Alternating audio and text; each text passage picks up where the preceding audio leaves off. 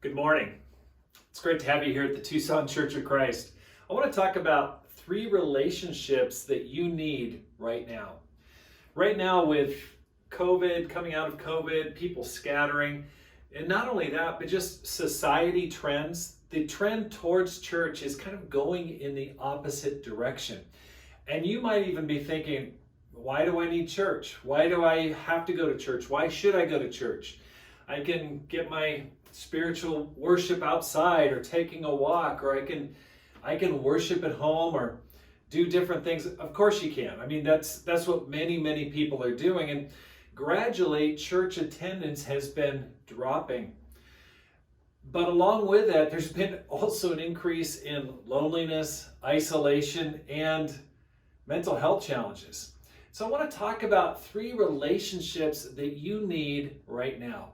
Because relationships, whether you go to church or not, relationships are absolutely vital to having a great life.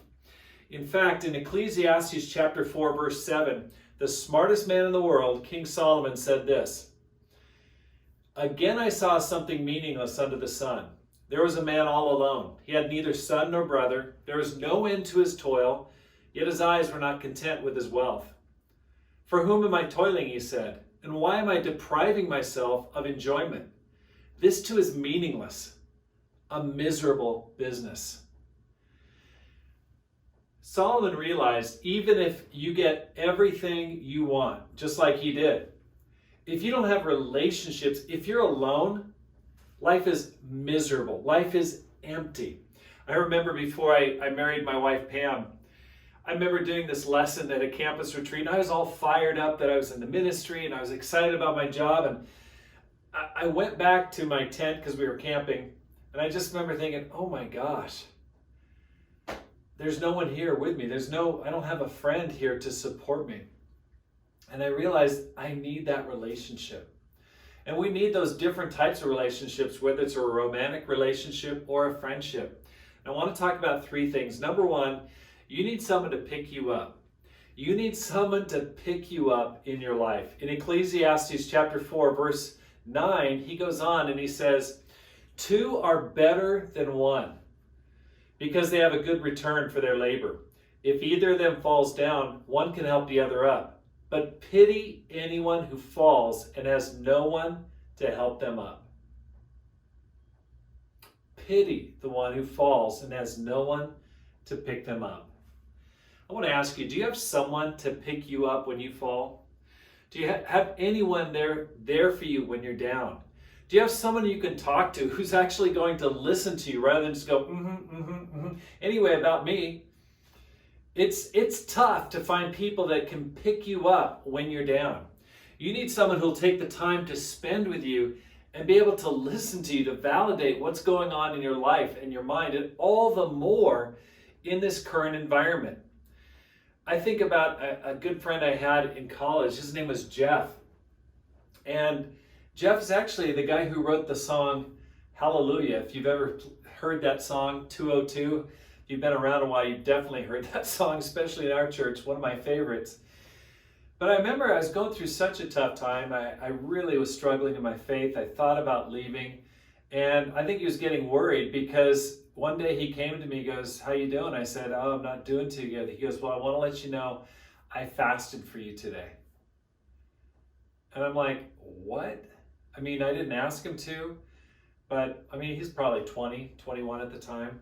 And I go, the thought that I had a friend who would not eat for a day just for me, I was like, whoa.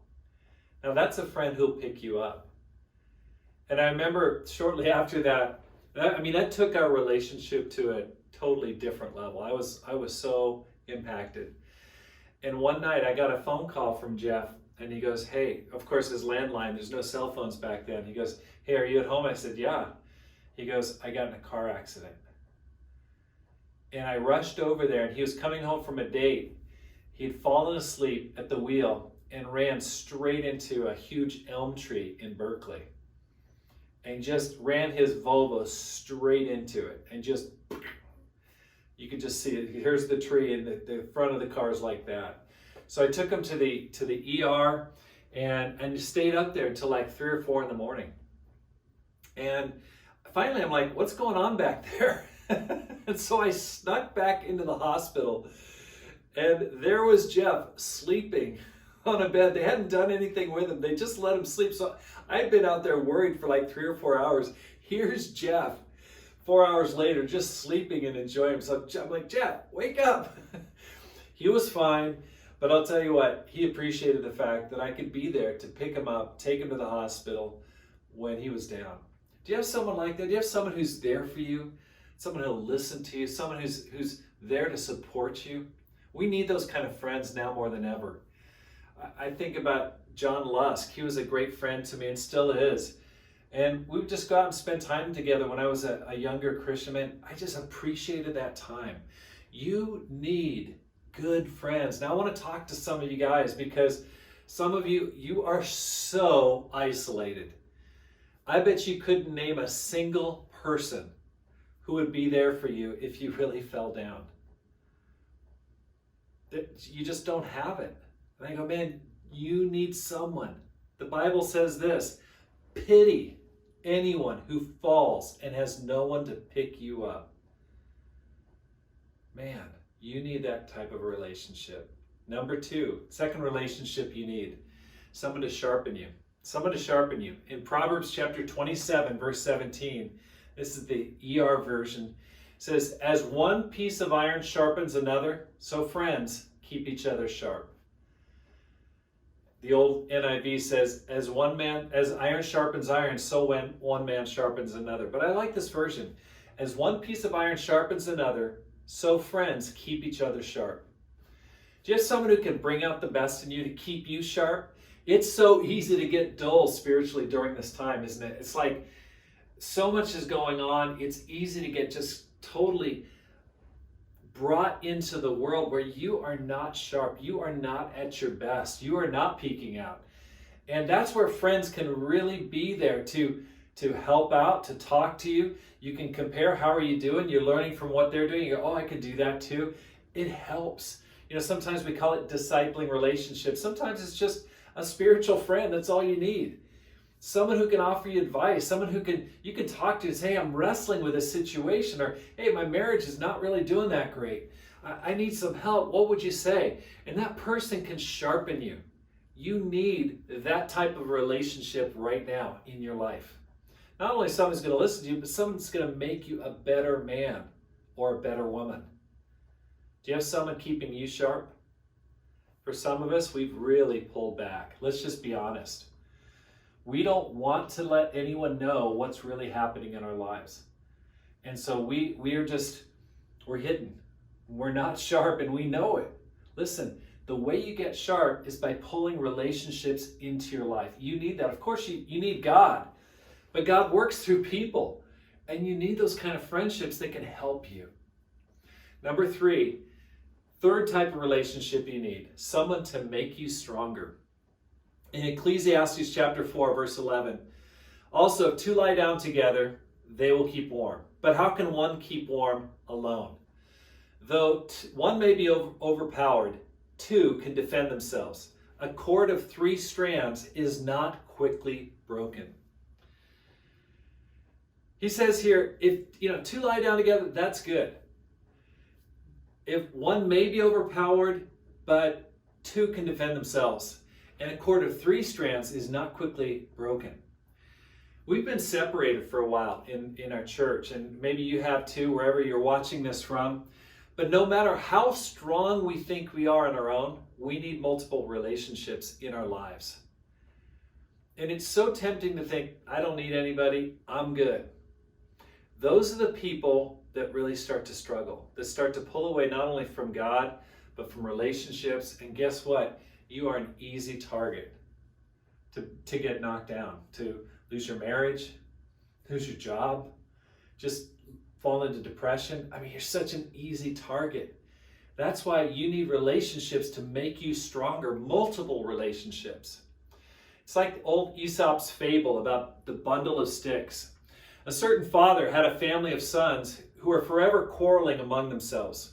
No words he could say did the least good. So he cast about in his mind for some very striking example that should make them see that discord would lead them to misfortune. One day when the quarreling had been much more violent than usual and each one of the sons was moping in a surly manner, he asked one of them to bring him a bundle of sticks.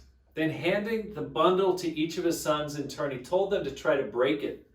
But although each one tried his best, no one could. The father then untied the bundle and gave the sticks to his son, one by one. And he said, "Go ahead and break it." And this they did very easily.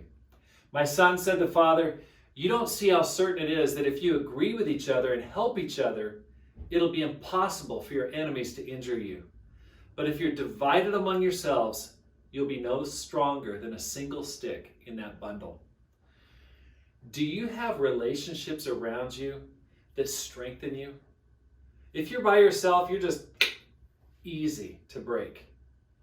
And you may feel that. You may feel like, man, I'm all alone. There's no one to support me. Man, you need relationships. That's what the Spirit is telling you. You need people to strengthen you. And you need a relationship with God. I think that cord of 3 strands is, you need friends and you need God to just bind it and make it extra strong. I think that's the 3 strand that he's talking about. A recent study proves that relationships and even going to church, having spiritual relationships will strengthen you. There was a University of Texas study and said this: if you want to grasp the power of religion and survival, consider this extraordinary fact.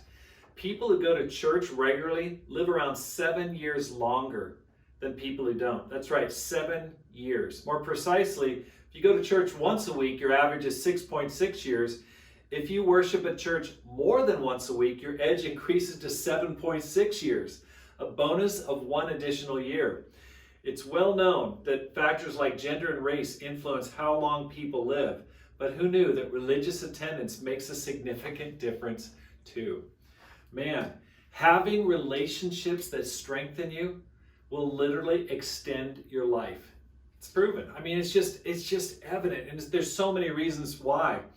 In fact, I was reading this article from The Art of Manliness, which is it's like an online place for guys and helping guys to stay strong. It's not religious at all. And the article said this: why you should go to church even if you're not sure of your beliefs. Now, they're making a pitch that you should go to church. You should have those relationships even if you're not solid about your faith. And why is that? Number one, it says greater social support. The first line that the writer says is, it's dang tough to make friends in this world. And it absolutely is. Guys, once you get out of high school and middle school, man, it is tough to make connections with people. But when you're out there every week, meeting people, making connections, it makes it a lot easier. What else does he talk about? A chance to reflect and recenter spiritually. Man, obviously, man, just get you reconnect. Hey, what matters to me? What's important in this life? It builds discipline just by having the routine of going through that week after week. It's an awesome discipline builder. Creates a rhythm and ritual that's different than the world. You know, every day you're just swimming in the world. All sorts of just junk that goes on in your life. And it's great to go to church and know, hey, this is going to be a holy time, a time that's really going to call me to a different level.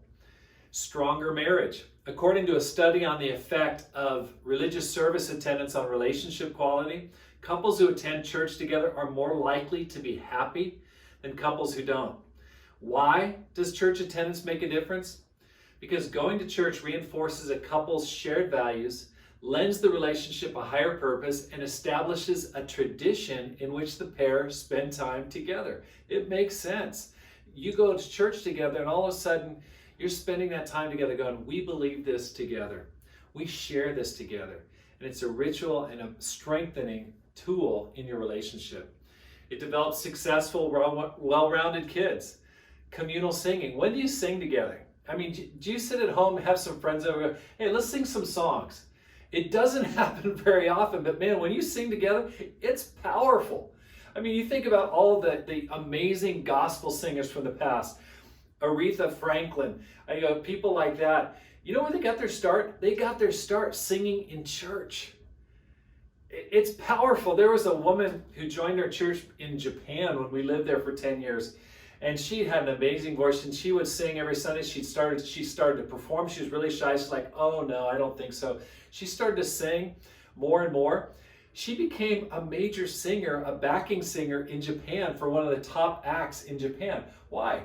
Because singing together. When you sing together, it makes you feel good. It makes you feel close to God. And what else?